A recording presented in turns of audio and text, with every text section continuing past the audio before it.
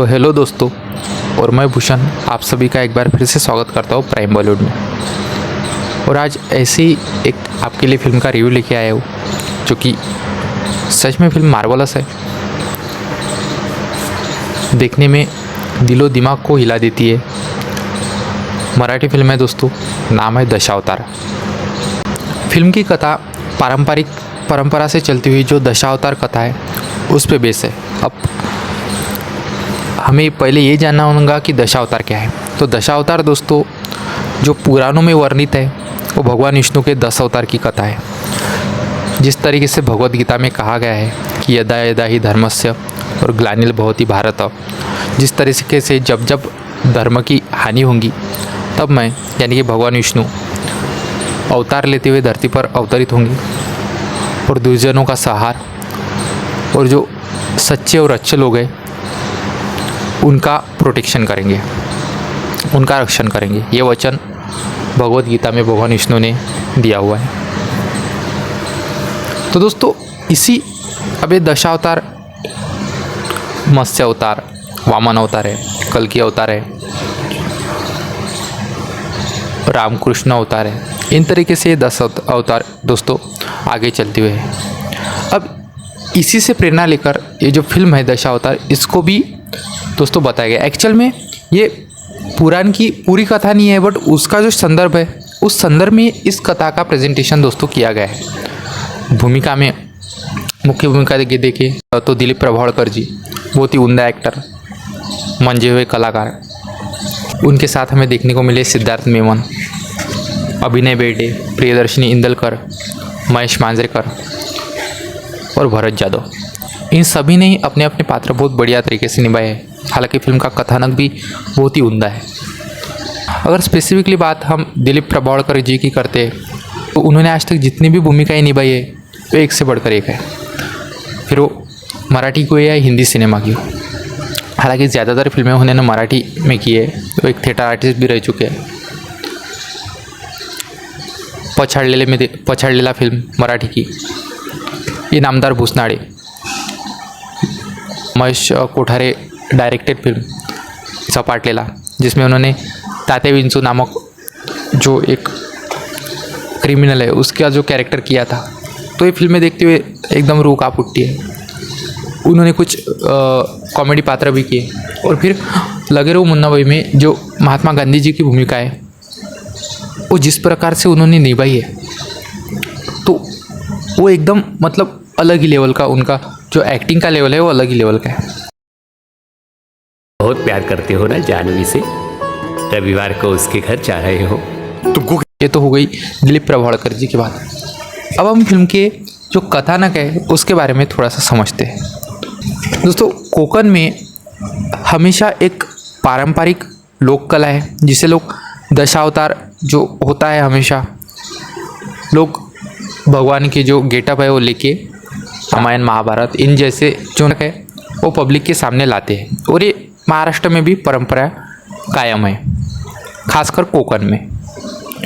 तो उसी कोकण में बाबुली मिस्त्री जो कि लगभग 60-65 की एज में है, और उनका एक लड़का है माधव। बाबुली मिस्त्री दशावतार के जाने माने कलाकार है और उनके सिवाय कोई भी नाटक हो नहीं सकता।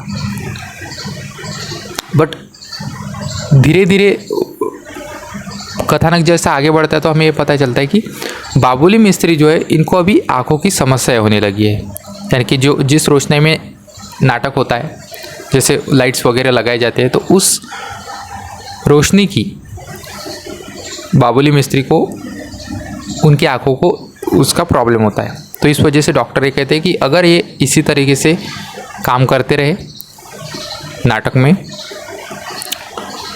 तो धीरे धीरे करते हुए इनकी आँखों की रोशनी एक दिन पूरी तरीके से चली जाएंगी। और जैसा कि इनको अभी थोड़ा सा रात में नहीं दिखता, तो धीरे धीरे करते हुए इनको दिन में भी दिखना बंद हो जाएगा। ये माधव को जब डॉक्टर बताते हैं तो माधव पूरी तरह से प्रयास करता है कि बाबुली मिस्त्री जो है वो अभी आगे चलकर नाटक ना करे। लेकिन जो बाबुली मिस्त्री है वो ये मानने को तैयार है नहीं, क्योंकि कमाने वाले वो घर में अकेले हैं और माधव अभी तक बेरोजगार है। माधव जिस लड़की से प्यार करता है वो है वंदना, वंदना भी जो ट्रू लव की जो डेफिनेशन है वो बताई जाती है कि किस प्रकार से वो उसका बेरोज़गारी में भी साथ देती है। आजकल ऐसी कहानी बहुत देखने को नहीं मिलती, ज़्यादातर फिल्मों में ही देखने को मिलती है। रियल ज़िंदगी में तो आजकल बहुत कम देखने को मिलता है, लेकिन फिर भी वो दिल को कहीं ना कहीं टच कर जाती है। बाद में जो बाप बेटे का जो कॉन्ट्रैक्शन है, जो उनका एक दूसरे से लगाव है, वो हमारे दिल को भी कहीं ना कहीं छू जाता है। फिल्म देखते वक्त हम फिल्म में खो जाते हैं, इमोशनली फिल्म कनेक्ट कर जाती है। थोड़े से कुछ देर के लिए आंखें नम भी हो जाती है। बाप बेटे का जो रिश्ता है, बाद में वंदना और माधव का जो रिश्ता है, वो सब कुछ देखते वक्त हम कहीं ना कहीं इमोशन में बह जाते हैं। तो ये फिल्म का फर्स्ट हाफ की स्टोरी मैं आपको बता रहा हूँ। अब लगभग बात यह है कि बाबुली मिस्त्री नाटक में काम छोड़ने को तैयार नहीं है, क्योंकि कमाने वाले वो घर में अकेले और माधव बेरोजगार। जब माधव बहुत प्रयास करता है, उसे रिक्वेस्ट करता है कि अब वो आगे चल के नाटकों में काम ना करे, दशावतार करना छोड़ दे, तो बाबुली मिस्त्री एक ही शर्त पे तैयार हो जाते हैं कि ठीक है, मैं दशावतार करना छोड़ देता हूँ, लेकिन शर्त यह है कि तुझे कहीं ना कहीं नौकरी पकड़नी होगी। कहीं ना कहीं चाहे जो भी छोटी मोटी हो, ज़्यादा उनको आशा भी नहीं है कि बहुत बड़ी नौकरी लगे, लेकिन उनकी छोटी सी दुनिया है, तो उस वजह से वो सब कुछ हमें वो कनेक्ट होता है। माधव भी इस बात में राजी हो जाता है कि हाँ ठीक है, मैं नौकरी पकड़ूंगा, लेकिन फिर आपको ये जो पात्र है वो करना छोड़ देना पड़ेगा। लगभग बात है कि माधव की कास्ट अलग है और जो वंदना है उसकी कास्ट अलग है, वो भी ये थोड़ा सा यहाँ पे बताया जाता है। तो इस वजह से भी वो शादी के लिए मानेंगे या नहीं मानेंगे, लेकिन फिर माधव ये बताता है कि हाँ, जब मैं नौकरी पे लग जाऊँगा तो मैं खुद वंदना के घर रिश्ता लेके जाऊँगा। ये सब कुछ बात भी वो वंदना को बताता है। अब नौकरी लगे कैसे, तो बाबुली को गांव में सब जन मानते हैं, सब जन जानते हैं कि हाँ अच्छा कलाकार है वगैरह वगैरह। तो उस गांव का एक सरपंच है जिसे तांडेलानू बोलते हैं कोकन में। तांडेल, उसका जो सरनेम है तांडेल, लोग उसको तांडेलानू बोलते हैं, जो कि गांव का मुखिया है, सरपंच है। तो उससे जाकर फिर बाबुली मिस्त्री बात चलाता है कि भाई तू मेरे बेटे को कोई ना कोई नौकरी के लिए लगा दे। वो बोलता है कि भाई तू अगर मेरे से पानी में शर्त लगाने को तैयार है तो मैं ये काम तेरा करूँगा। फिर बाबुली बोलता है तो भाई कठिन काम है, तो वो भी ये समझाता है तो मैं भी तो यही कह रहा हूँ कि तेरी बेटे की नौकरी लगना कठिन काम है। फिर कुछ ना सोचते हुए बाबुली मिस्त्री पानी में कूद जाता है, शर्त होती है वगैरह वगैरह, आगे कहानी बढ़ती है। और फाइनली ये सब करते हुए जो उस गांव का सरपंच मुखिया है, वो माधव की जो ड्यूटी है,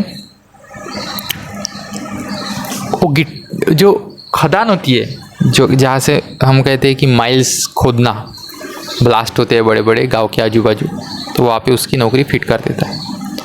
लेकिन बाबुली मिस्त्री पहले ये माधव से वचन लेता है कि अगर यहाँ पे कोई गलत काम होता है तो उसमें तू सहभागी नहीं होना चाहिए, हालांकि चाहे उसके लिए तुझे नौकरी छोड़नी ही क्यों ना पड़े। माधव इस बात पे राज़ी भी हो जाता है, क्योंकि उनके भी अपने तत्व है, अपने आदर्श है। उस गांव का जो ग्राम देवता है कात्रोबा, उस गांव के जंगल में स्थित है। आजी म्हाका सांगा, कात्रोबाच्या रानात रात्रीचो राखणदार फिरता म्हणा। और उस देवता के नीचे धन गड़ा हुआ है, इस प्रकार से कहानियाँ मशहूर है। और ये जो प्रोजेक्ट शुरू किया गया था जिसमें माधव को नौकरी दी गई थी, वो प्रोजेक्ट ही इस अंतर्गत चलाया जाता है। एक राजनेता उस प्रोजेक्ट को जो इस अंतर्गत चलाता है कि उसमें का वो जो कात्रोबा के नीचे का धन है गड़ा हुआ, वो मिले। उसके लिए वो फिर वो मूर्त खोदने को भी तैयार है, लेकिन कात्रोबा को कोई हानि नहीं पहुंचनी चाहिए, वरना फिर पूरा गांव उद्ध्वस्त हो जाएगा। इस प्रकार से गांव वालों की मान्यता है। और बाबुली मिस्त्री जो है, उनकी वो जो देवता है ग्राम देवता, उन पर बहुत बड़ी श्रद्धा है। छोटी मोटी बात भी वो देवता से शेयर करते हैं और ये मानते हैं कि आज तक उन्होंने जो भी पात्र किए हैं वो देवता के आदेश से ही किए हैं। अब सब हो गया, माधव को नौकरी भी लग गई। तो फाइनली बाबुली मिस्त्री अपना आखिरी दशावतार महाशिवरात्रि के दिन करने का निश्चय लेते हैं माझ्या आयुष्यातलो शेवटचा दशावतार. और उसके समय आगे बढ़ता है. अब किसको पता था कि समय की सीमा क्या होगी. जब माधव को सब इस जो कंपनी के काले धंधों के बारे में पता चल जाता है तो फिर आगे चल के सबको बताना चाहता है. लेकिन फिर जो होता है तो फिर आपको फिल्म के आगे की कहानी देखनी पड़ेगी कि किस प्रकार से समय टर्न लेता है और फिर किस प्रकार से आगे की घटनाएं होती है और जो भी होता है वो रोमांचित कर देने वाला है. किस प्रकार से फिर दशावतार की कथा आगे बढ़ती है, किस प्रकार से बाबुली मिस्त्री सब कुछ जो भी होता है फिल्म में वो क्या क्या होता है, ये देखने के लिए आपको फिल्म ज़रूर देखनी चाहिए. आणि तो पंजा मारून निघून जाईल. अब ओवरऑल फिल्म बहुत अच्छी है, इसमें कोई शक नहीं है. इमोशनल बॉन्डिंग, फिल्म का स्टोरी टेलिंग और इवन इस फिल्म को लिखा बहुत बढ़िया तरीके से है. लेकिन मेरी फिल्म से बस इतनी शिकायत रहेंगी कि फिल्म में जो मतलब सस्पेंस था वो थोड़ा सा और बरकरार अगर रखते सेकेंड हाफ में तो और बढ़िया होता. अब इस सेकेंड हाफ में चलो जो भी माधव के मर्डर का बदला ले रहे हैं तो अगर ये बताया जाता कि वो बाबुली मिस्त्री ना हो के उनके बिहाव में ईश्वर माधव के इसका बदला ले रहे हैं, खून का बदला ले रहे हैं, लेकिन नाम बाबुली मिस्त्री का हो रहा है बट बिहाव ईश्वर का है, ईश्वर वो सब कर रहे हैं, ये अगर दिखाते तो थोड़ा सा कहानी में वजन आता. या फिर लास्ट तक अगर बाबुली मिस्त्री को छुपा के रखते, यानी कि दिलीप प्रभावलकर जी को अगर छुपा के रखते तो बहुत बड़ा मतलब सस्पेंस. लेकिन सेकंड हाफ में ही हमें ये बात पता चल जाती है कि आगे जो भी होने वाला है या जो भी हो रहा है तो वो सब कौन कर रहा है, बाबुली मिस्त्री कर रहे हैं उनके बेटे का खून का बदला लेने के लिए. क्योंकि माधव का खून हो गया है, उन लोगों ने तो उसका खून कर दिया ना, क्योंकि उनको उस माधव को पता चल गया था इनके काले धंधों के बारे में. तो ये बात है, सस्पेंस नहीं रखा है स्टोरी में. तो लास्ट तक हमें जैसे पता चल जाता है कि अरे ये तो सब कुछ बाबुली मिस्त्री कर रहे हैं, ये सब कुछ दिलीप प्रभावलकर जी ही कर रहे हैं, तो फिर लास्ट तक हमारा जो इंटरेस्ट है वो कहीं ना कहीं ख़त्म हो जाता है. लेकिन वो बात मुझे थोड़ी सी खटक गई कि भाई थोड़ा सा सस्पेंस बना के रखना था, एकदम से उनको नहीं दिखाना चाहिए था. लास्ट में पता चलता था कि अरे ये तो सब कुछ बाबुली ही कर रहे हैं, तो थोड़ा सा कहानी में वजन आता. पण तो देवाचा माणूस आहे, तुम्ही जमीन बडवत बसाल. बाद में रह गया सॉन्ग्स और उसका बैकग्राउंड म्यूज़िक. तो बैकग्राउंड म्यूज़िक और सॉन्ग्स का उस फिल्म के हिसाब से उतने ठीक नहीं हैं. यानी कि इस फिल्म का जो एक माइनस पॉइंट है वो ये है कि इस फिल्म का म्यूज़िक बहुत बेकार है. कहानी देखते वक्त इससे अच्छा और म्यूज़िक होता तो फिल्म की कहानी एकदम से कनेक्ट कर जाती. कहीं ना कहीं हमें महसूस होता है कि अरे यार इससे भी अच्छा म्यूज़िक होता था तो बढ़िया रहता था. अब अगर आप नटरंग उठा के देख लो, उसका म्यूज़िक एक आज भी चट्टान की तरह एक एग्जाम्पल सेट है कि हाँ ये नटरंग का म्यूज़िक. जैतुल को हायर कर लेते, बढ़िया रहता है म्यूजिशियन के लिए. तो जाहिर सी बात है. बाद में इस फिल्म के डायरेक्टर है, उन्होंने इस कहानी मतलब इससे पहले उनकी कुछ ज़्यादातर फिल्में नहीं आई हैं बट ये फिल्म उनकी अच्छी है.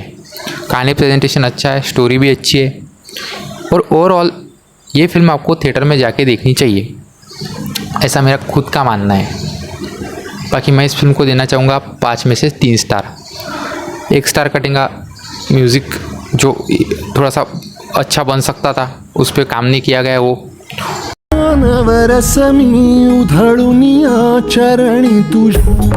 और 1 स्टार कटेगा जो सस्पेंस एकदम से खोल दिया है सेकेंड हाफ में. बाद में फिल्म थोड़ी सी बोरियत हो जाती है आगे चलकर, तो लगता है चलो जल्दी जल्दी थोड़ी सी ख़त्म कर दी जाए फिल्म को. फिल्म की ड्यूरेशन ज़्यादा बड़ी नहीं है, 2 आवर्स 30 मिनट्स का टोटल ड्यूरेशन है रनिंग टाइम फिल्म का. बाकी अगर आपने फिल्म देखी है तो आपको कैसी लगी, और अगर आपने अब तक ये फिल्म नहीं देखी है तो आप कब देखने जा रहे हैं, आपका क्या प्लान है फिल्म को लेके, आप अपनी प्रतिक्रिया सभी हमें इस फिल्म में कमेंट में बताएं. तो मिलते हैं दोस्तों अगले वीडियो में, तब तक के लिए जय हिंद और वंदे मातरम.